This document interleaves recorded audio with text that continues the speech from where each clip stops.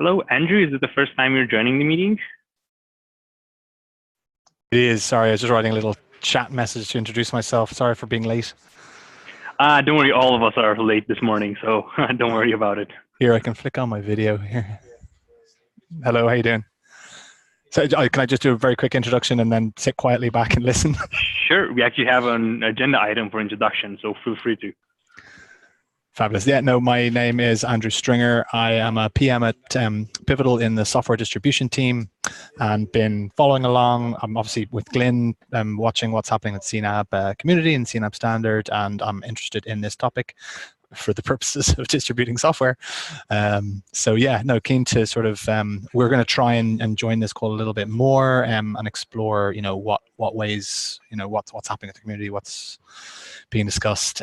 Our main angle on this, I suppose, is that we're working with registries. I want to understand how those will interact, I suppose, in the medium-term future or whatever. So that's me, and nice to meet you all. Awesome. Not sure if you caught on earlier, I asked if anyone wants to pair on registry work right after KubeCon. So if you're interested in that, that would be a great time to pair on it. So let's catch up right after KubeCon. Interesting chat. Yeah, some of our engineers are going to be at KubeCon, and I know with the program we work in that there is awareness that we might need to contribute in certain areas, and we need to work out how that's going to happen, that interaction. But good call, and I think obviously in this call I'll work out who the best people are to interact with that.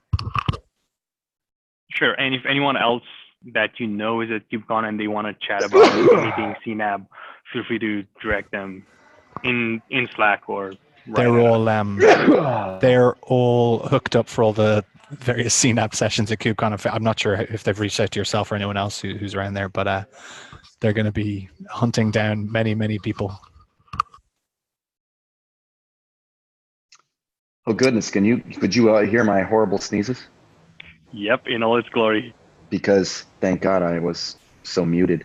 Hi Andrew, I'm Ralph. I'll be at KubeCon. I'm a PM on the Deus Labs team at Microsoft that is contributing to CNAB, and love to say hi. I'm going to be at KubeCon, and I'm going to be CNABing all the things with any. In fact, Jeremy and I were thinking of renting some of those little segways and actually just randomly doing drive-by bundles for almost everybody and everything, just for fun.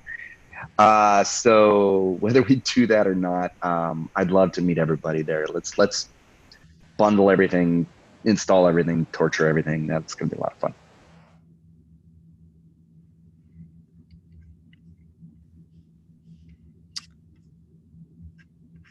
Are there any more introductions?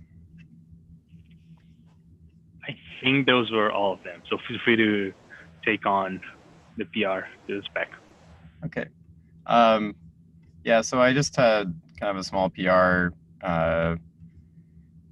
so we have a non-normative section of the spec right now for well-known custom actions. And there's one called status right now, IO-CNAB status plus JSON, that is supposed to print out the status of an installation to standard out.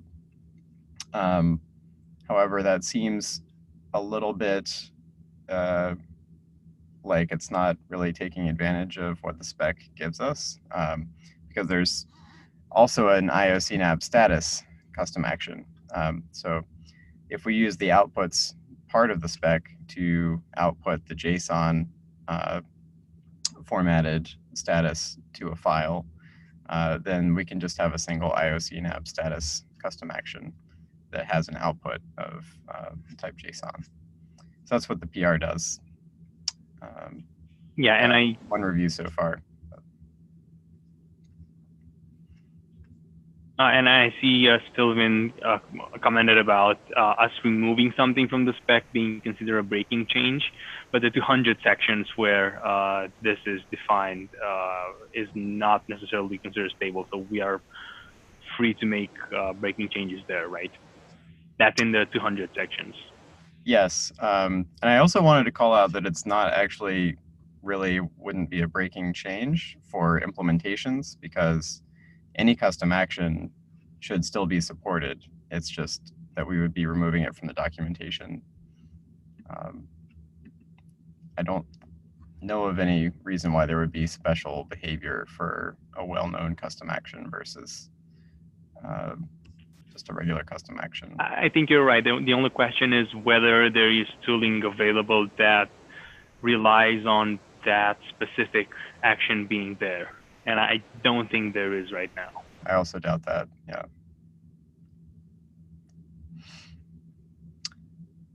I guess I really wanted to bring it up on this call just to kind of level set and make sure everyone feels similarly about having just outputs be part of the outputs section of the spec or of an action as files, as opposed to expecting standard formatting of the logs created by the invocation image.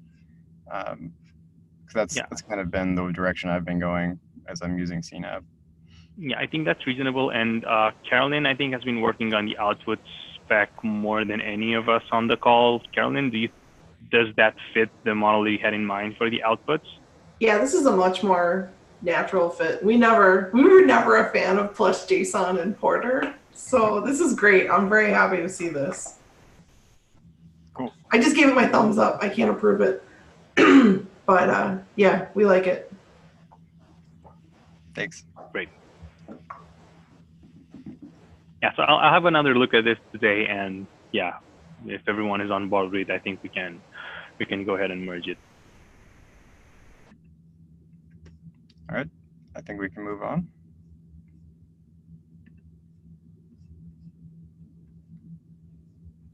Matt, the other items on the agenda are yours, so feel free to.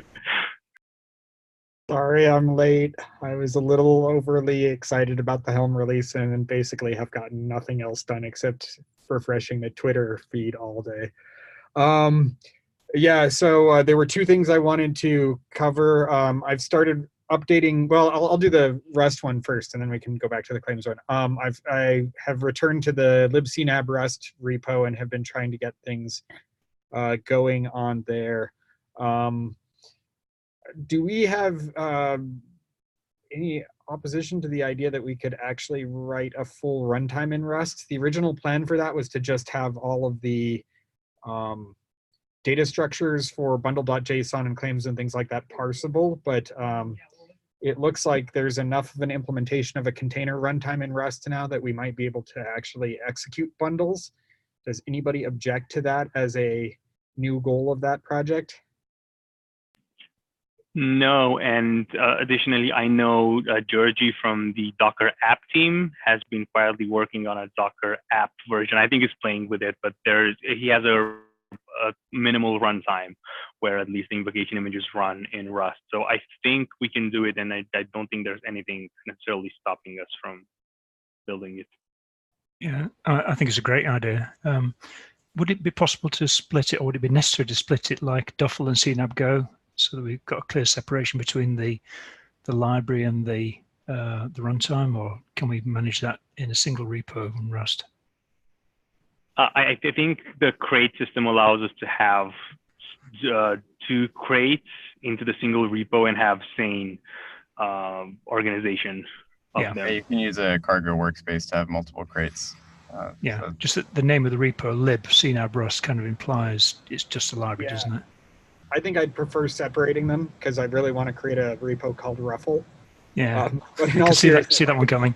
Yeah, I would prefer to separate them because we separated the CNAB Go and Duffel, and I feel like we ought to maintain that same kind of structure throughout our Yeah, yeah, I agree. Thank you.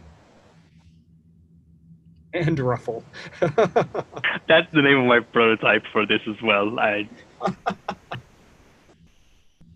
Okay, anything else anybody wants to discuss on that, or should I do the other one? I do think it would be nice if we go with the same driver sort of idea.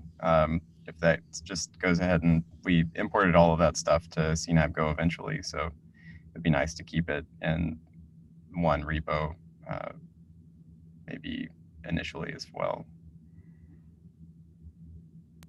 And this also brings back the idea of having some integration tests that we can run on both Duffel and the Rust implementation, just to make sure that we have the same outputs for the same inputs.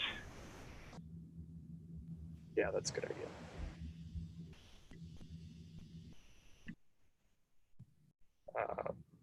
Okay. The other things, so while working on the Rust implementation, I started looking at the claims spec and realized that there were some fairly easy wins to be had there, in the sense of just specifying a few things that were probably obvious to those of us who worked closely on Duffel, Porter, CNAB, Docker app, all that stuff. But now that we actually are starting to do different implementations at different times, we kind of need to spell it out. So I know the security spec and the registry spec have gotten a lot of attention, but I thought if nobody objected, I might start working on the claims spec again a little bit and try and get that one in shape. Very, very short spec, and probably with just a little bit of work, we could have it wrapped up probably, well, since the holidays are coming up, probably early February if we wanted. I don't know who's taking notes, but I see what I just stepped in. Yeah, and I don't mind really giving a good shot at getting some of that stuff squared away during now that Helm 3 is done. The main question around that part of the specification is whether or not we should include anything about a store, moving a store from one place to another, drivers and implementations and plugins for that. Is that something that should live in the spec, or at least get a mention in the spec that is doable and can be done, or not? Interesting you should mention that, because the first PR that I opened last night on it was to try and define what I called like the CNAB host environment as in a generic sense, so that we could say this thing may or may not be portable, but claims would belong in this. So if you feel like reviewing that PR to see if that's suitably specific to say that we're not going to make any design decisions that would prevent us from moving those things around or sharing those things between multiple clients, but all at the same time while saying, and that's outside of the scope of the spec to tell you exactly how you would do that. Yeah, Sure. Vaughn just dropped that PR in.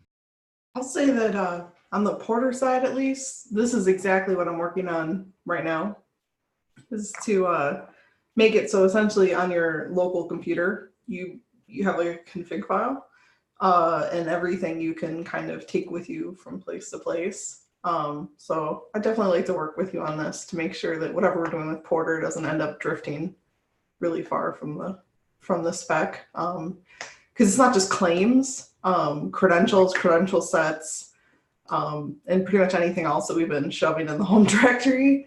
I've been finding a need essentially for general storage. Like we have the CRUD store right now, and absolutely nothing about the CRUD store really is specific to claims at all. It's just like names plus a data blob. So I've been looking at how we can not repurpose it, but just maybe stop making it say that it's specific to claims when nothing about it has to be, and being able to take what Porter does right now, which is storing that remotely just for claims, and being able to put credential sets and other things as well, say up in the cloud too, so that you can move your Porter profile around with you as well, or what we're calling it, the home CNAB right? Host environment. The host environment, yeah. So its time has come. Yeah. Good. Okay, so we can keep working on that stuff and make sure we define that sufficiently vaguely to allow multiple implementations, but strongly enough that we don't make bad design decisions.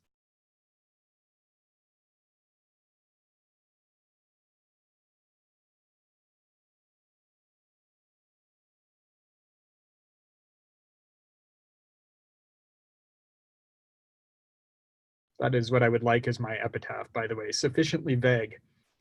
You lived a sufficiently vague life. All right, well, I think that's it for the claims one.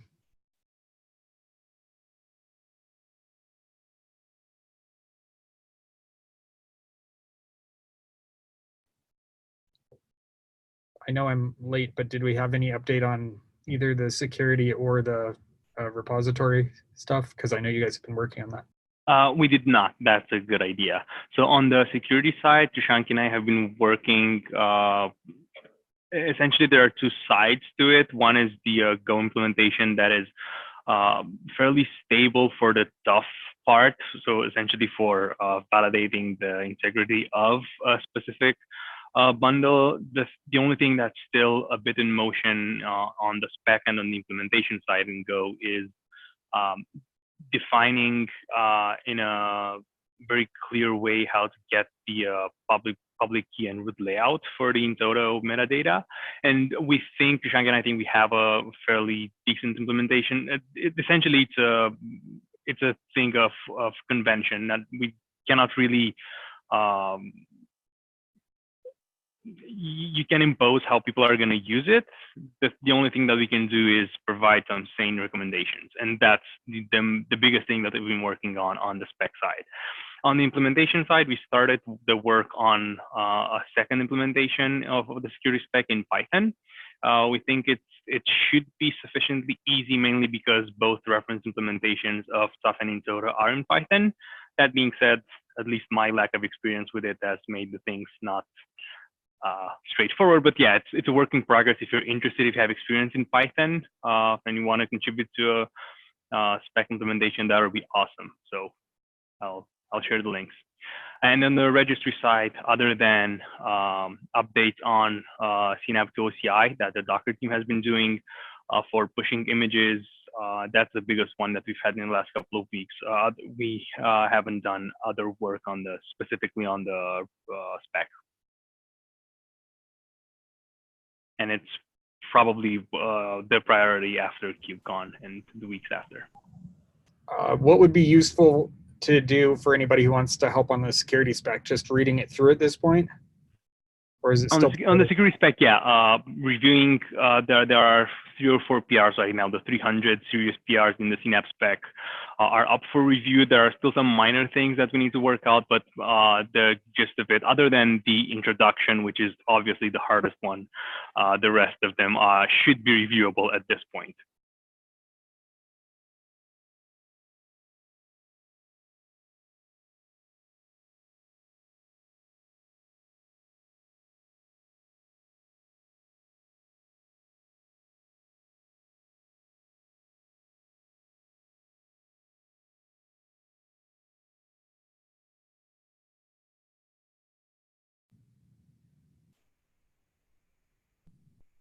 Is there anything else you want to cover today?